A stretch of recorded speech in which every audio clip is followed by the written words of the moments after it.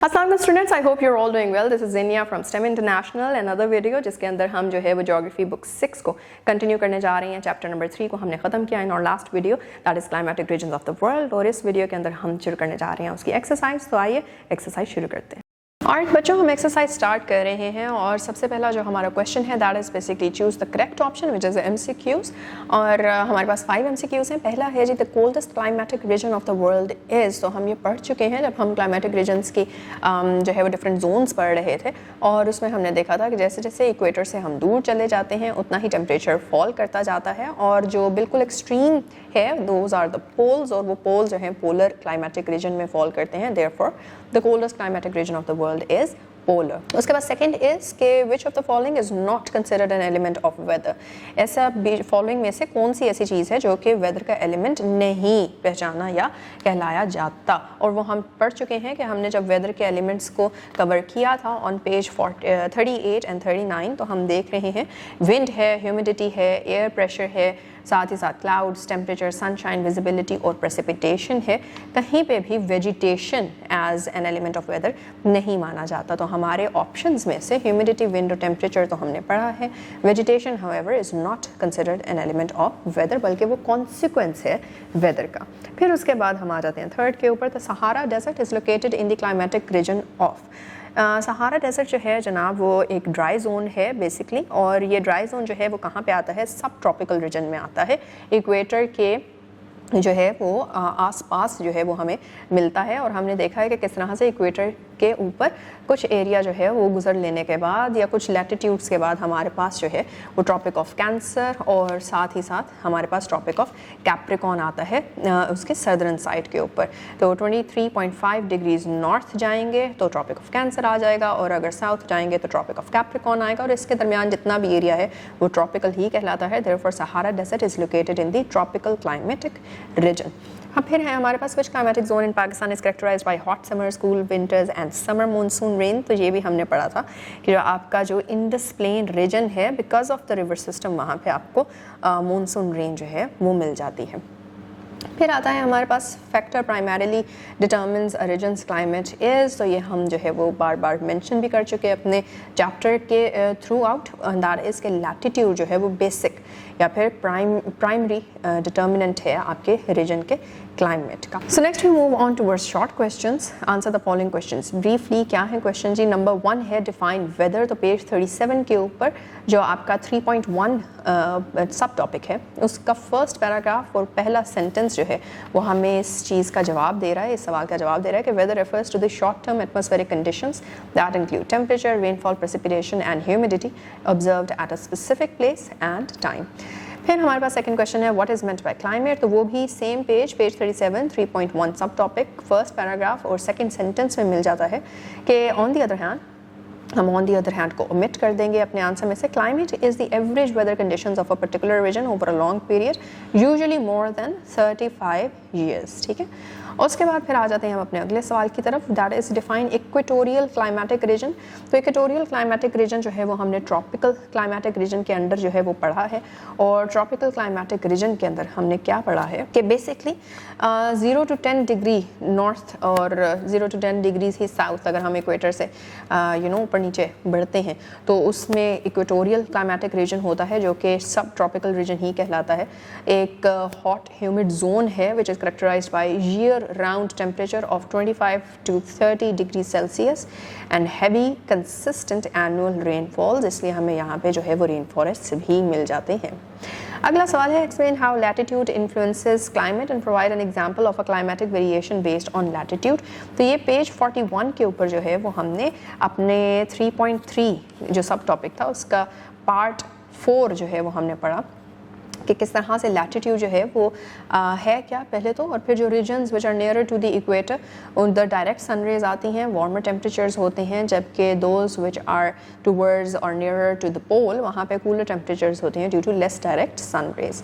और इस वजह से जो है बेसिकली हमें क्या पता चल रहा है कि क्लाइमेट रीजन जो है वो क्लाइमेट जो है या रीजन जो है वो चेंज होता जाएगा जितना इक्वेटर से जो है वो डिस्टेंस या लैटिट्यूडनल डिस्टेंस जो है वो बढ़ता जाएगा। इसी तरह से एक एग्जाम्पल क्लाइमेटिक वेरिएशन की बेस्ड ऑन लैटिट्यूड हम क्या दे सकते हैं, for example tropical zone versus आपका जो है वो आर्कटिक या फिर पोलर जोन जो है वो हम डिफरेंस यहाँ पे एज एन एग्जांपल कोट कर सकते हैं। फिर हमारे पास आ जाता है अगला सवाल, that is what do you know about vegetation in polar climatic reason. तो ये हमने पेज नंबर 45 के ऊपर किया था अपने सब टॉपिक जो 3.5 है उसके पार्ट 5 में पोलर जोन के अंडर हमने पढ़ा कि यहाँ पे क्या कुछ मिल जाता है कि आर्कटिक और एंटार्क्टिक सर्कल्स जो हैं वहाँ पे हमें प्लांट्स लाइक मोसेस हैं, लिचन्स हैं, ग्रासेस हैं, स्मॉलर श्रब्स मिल जाती हैं हमें।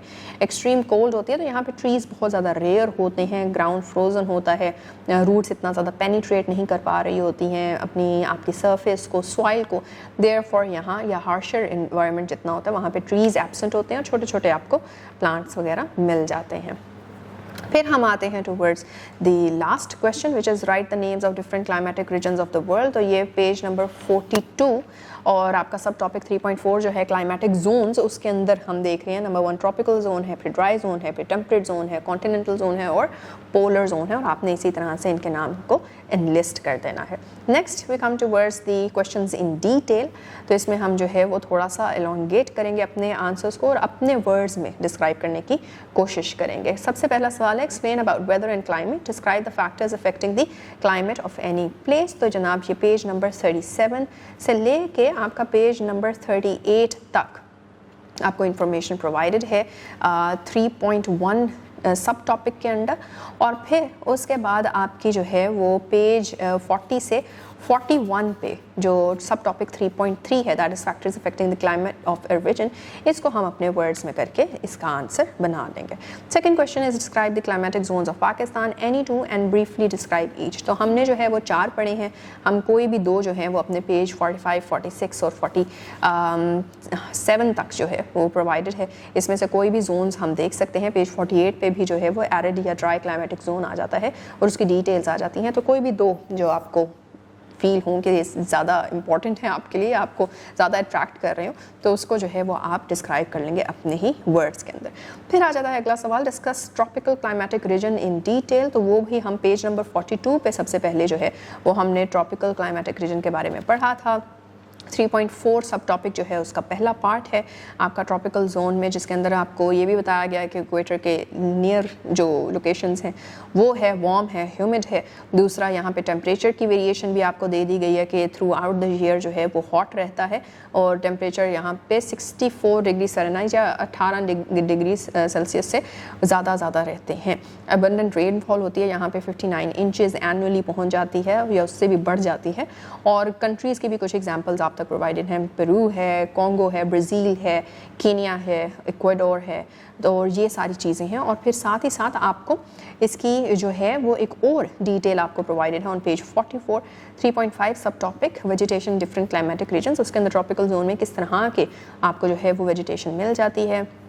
अपने लश रेन फॉरेस्ट की वजह से पहचाना जाता है ये equatorial tropical zone. Diverse wild life आपको मिलती है वार्म टेम्परेचर की वजह से, अबंडेंट रेनफॉल की वजह से। फॉरेस्ट जो हैं वहाँ पे टॉलर आपको ट्रीज़ मिल जाते हैं, एग्जांपल के तौर पे मेहॉगनी है, टीक है, एबनी है और कैनोपी ट्रीज़ होते हैं। स्मॉलर श्रब्स भी मिलती हैं, ऑर्चिड्स मिल जाते हैं, फर्न्स मिलते हैं, मेडिसिनल प्लांट्स जितने भी आपके सारे के सारे यहाँ पे आपको फॉरेस्ट में से ही मिल जाते हैं, जिस तरह के जिंजर है, टर्मरिक है या फिर पोटैटो एट्सेट्रा हैं। तो ये सारी चीज़ें आप देखते हैं कि ट्रॉपिकल जोन्स में आपको मिल जाती हैं। इनको अपने वर्ड्स में करके या फिर मज़ीद इन्फॉर्मेशन इंटरनेट से ऐड करके आप इसको अपने आंसर अच्छे से कॉम्प्रिहेंसिवली बना सकते हैं। Next question is what is the importance of climate in human life. तो ये हम देख चुके हैं ओवरऑल थ्रू आउट कि आपका लाइफस्टाइल चेंज हो जाता है, आपकी फूड प्रेफरेंसेस, आपको किस तरह का खाना मिल रहा है, स्टेपल फूड आपका क्या है क्या नहीं है, क्लोथ्स आपके किस तरह से हैं, और फिर साथ ही साथ आपकी इकोनॉमिक एक्टिविटीज़ किस तरह की हैं, आपकी लाइवलीहुड अर्न करने का तरीका क्या है, डेली बेसिस के ऊपर लोगों की क्या एक्टिविटीज़ होती हैं। ये सारी की सारी चीज़ें जो हैं वो क्लाइमेट बेसिकली डिटर्मिन कर रहा होता है। तो इसी वजह से क्लाइमेट की जो इम्पोर्टेंस है वो ह्यूमन लाइफ के अंदर मेजर की जाती है। Next is what do you know about the polar climatic reason. ये भी हमने जो है वो पेज 43 पे सबसे पहले तो अंडर द सब टॉपिक 3.4 पढ़ा। क्लाइमेटिक जोन्स के अंडर आपका टॉपिक सब topic polar zone 5th part जो है वो बन जाता है जिसके अंदर लिखा हुआ है कि जी अर्थ के पोल्स के ऊपर पोलर क्लाइमेटिक जोन होता है, एक्सट्रीमली कोल्ड है, यहाँ पे लॉन्ग हार्श विंटर्स हैं, कूल समर्स हैं, और टेम्परेचर जो है वो बिलो फ्रीजिंग पॉइंट भी चला जाता है एक्सट्रीमली लो लेवल तक, और प्रेसिपिटेशन यहाँ पे जनरली लो होती है, मोस्टली अगर हो भी जाती है तो वो एज स्नो या फिर परमाफ्रॉस्ट के तौर पे होती है। और दूसरी डिटेल जो इसके बारे में हमने पढ़ी है पोलर क्लाइमेटिक रीजन के बारे में, वो पेज 45 के ऊपर आपका जो 3.5 है vegetation in different climatic regions, उसका sub part polar zone 5th part जो है उसमें आपको वेजिटेशन के बारे में भी डिटेल्स प्रोवाइडेड हैं, वो भी जो है वो आप अपने आंसर में ऐड कर सकते हैं। फिर आ जाता है हमारा आखिरी long question which is discuss the geological processes responsible for the continued growth of the Himalayan mountains. तो इसके अंदर हम आंसर अपना पिछले चैप्टर से भी डिराइव करेंगे, जिसमें हमने टेक्टोनिक प्लेट मूवमेंट के तौर पर पढ़ा था कि जैसे जैसे इंडियन और यूरेशियन प्लेट आपस में और ज़्यादा स्मश होती जा रही है, उसकी वजह से क्या हो रहा है कि हिमालयन जो रेंज है उसकी हाइट बढ़ती जा रही है या वो ग्रो करते जा रहे हैं माउंटेन्स। और एक और चीज़ जो हमने यहाँ से इस पर्टिकुलर चैप्टर से उठाई वो ये है कि क्योंकि वहाँ पे precipitation in the form of snow fall होती है, तो स्नो भी जो है वो उसके पीक्स पे ऐड करती है और ज़्यादा वॉल्यूम, और उसकी बेसिस के ऊपर भी जो है उसकी हाइट बढ़ती जाती है इन ए कंटिन्यूअस मैनर। अगले पेज पे आ जाते हैं। अगले पेज के ऊपर we have a diagram provided. Diagram के ऊपर क्या है, we have to label the climatic zones of Pakistan. तो ये पेज 45 के ऊपर फिगर 3.6a में सारी की सारी आपको डिटेल्ड जो है वो मैपिंग दी गई है। आपने उसी मैपिंग को जो है वो यहाँ पे ट्रांसफ़र कर देना है, और फिर उसको अपने या तो वही कलर्स यूज़ कर लें जो कि आपको मैप में प्रोवाइडेड हैं, या फिर आप अपने भी जो है वो कलर्स चूज़ कर सकते हैं to differentiate between the different climatic zones of Pakistan. Once done, we will move towards the report. Report के ऊपर you have to collect information about the climate zones of Pakistan and write a report following the outline below. क्या क्या आपको जो है वो climatic zones, एक तो climatic zones आपको पता चल गया कि 4 हैं, आप उन चारों के बारे में जो है वो अब सर्च कर सकते हैं इंटरनेट के ऊपर इन डिटेल, और उसमें आप lifestyle of the people living there, occupation मतलब वो कौन से काम वहाँ पे करें, इकोनॉमिक एक्टिविटी किस तरह की है, वो अपना लाइवलीहुड किस तरह से अर्न करते हैं, और लास्टली इकोनॉमिक एक्टिविटीज़ जो हैं वो बढ़ के एक कम्युनिटी की एक्टिविटी पे आ जाती हैं। एक पर्टिकुलर इंसान से निकल के एक पूरी की पूरी कम्युनिटी जो है वो किस तरह की इकोनॉमिक एक्टिविटी में इन्वॉल्व है। तो इन सारी चीज़ों के बारे में आप एक रिपोर्ट लिख देंगे। And then we come towards the last part of this exercise which is project के अंदर on a chart draw and label the plants that grow in each climatic zone of the world and present it to the class. Number 2 point, compare the features of different climatic zones of the world using a Venn diagram.